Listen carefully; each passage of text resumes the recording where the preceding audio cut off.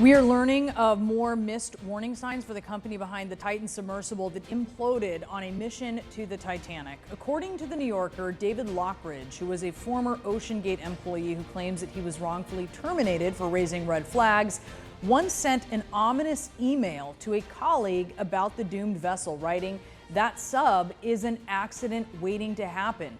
He also added this about then CEO Stockton Rush. He said, "I don't want to be seen as a tattletale, but I'm worried he kills himself and others in a quest to boost his ego." Rush, of course, was among 5 people who died in the tragedy.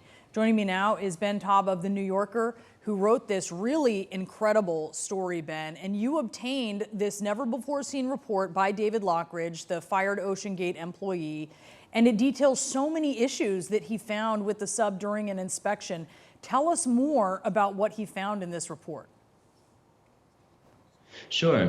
Yeah, David Lockridge was perhaps the only highly experienced submarine pilot who worked at OceanGate at the time, and he was hired as their director of marine operations. And as part of that role, as they transitioned from the building phase into the testing phase, he was required to sign off that this was safe to dive. So he was raising concerns on the factory floor for much of the latter half of 2017. And was just constantly being dismissed, at which point he decided he was going to take this serious inspection report and he was going to detail everything in writing and submit it in writing to Stockton Rush, the CEO, and Tony Nissen, the director of engineering. And in this, over the next sort of day of, it was January 18th, 2018, so more than 5 years ago, Lockridge inspected every major component of the sub and found that glue was coming away from the seams of the ballast bags. You had mounting bolts threatening to rupture things, ceiling faces that had errant plunge holes, O-ring grooves that deviated from standard parameters. Everything that could go wrong was sort of going wrong. There were snagging hazards, there were important components attached with zip ties, flammable flooring, and interior vinyl wrapping would emit highly toxic gases upon ignition. But the number one concern for Lockridge was that the actual core of this submarine, the pressure boundary, which is what keeps people alive at 3,800 meters where Titanic is, where the external water pressure is about 6,000 pounds per square inch, is made of carbon fiber, which is not used in deep ocean submersibles because under compression, it's a capricious material. It's not made to be used under compression. It's fibers. It's like rope. It's strong under tension, but not under compression. So he examined a section of it and found that it was filled with little holes. It was delaminating these layers. It was porous. He held a light behind it and found that the light was streaming through, and he refused to sign off on the dive. And Stockton Rush said that because you refused to sign off on this manned testing, you cannot do your job as director of marine operations, and so he fired him on the spot.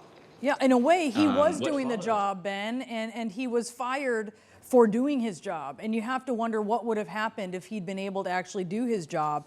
So you have in this, you also share instances where Rush, he seems to take personal offense to criticism, right? Because Lockridge knows people outside of OceanGate, and there's a co-head of a company that actually has a classed titanium sub. Of course, this sub, the submersible that imploded, it was not classed. And this co-head of this company says to him, basically warning him, and he lashes out, Stockton Rush does, saying that he's tired of industry players who try to use a safety argument to stop innovation. He seemed so confident that he was doing something new and different, and that he was being stymied by people saying it was in the name of safety, but he seemed convinced it wasn't, even though clearly it was. Yeah, at the end of the day, this tragedy comes down to hubris. It was a matter of this kind of, Silicon Valley disruptor attitude, but it wasn't about beating the other companies. It was about trying to beat physics. And you're not going to win that. And they didn't win that. And it was sort of blindingly obvious for years that this sub was not being constructed in a manner that would work under great pressure. You can build a sub that's experimental, but you can't take passengers in it. That's completely illegal. And so they structured the company such that it was falling outside of US jurisdiction in various ways. They had all kinds of sort of steps taken so that they weren't actually passengers. They were categorized as mission specialists. But how can you have a 19-year-old kid who's terrified of going inside, who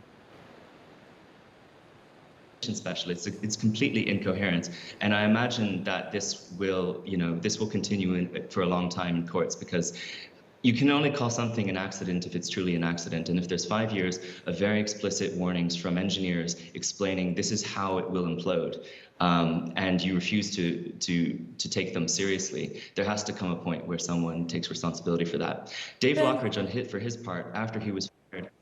What's the lesson here on classing? Because he was so Stockton Rush resistant to having his submersible classed, and yet what is so clear in your report is how essential that process is to providing a submersible that is safe for people to go to these depths.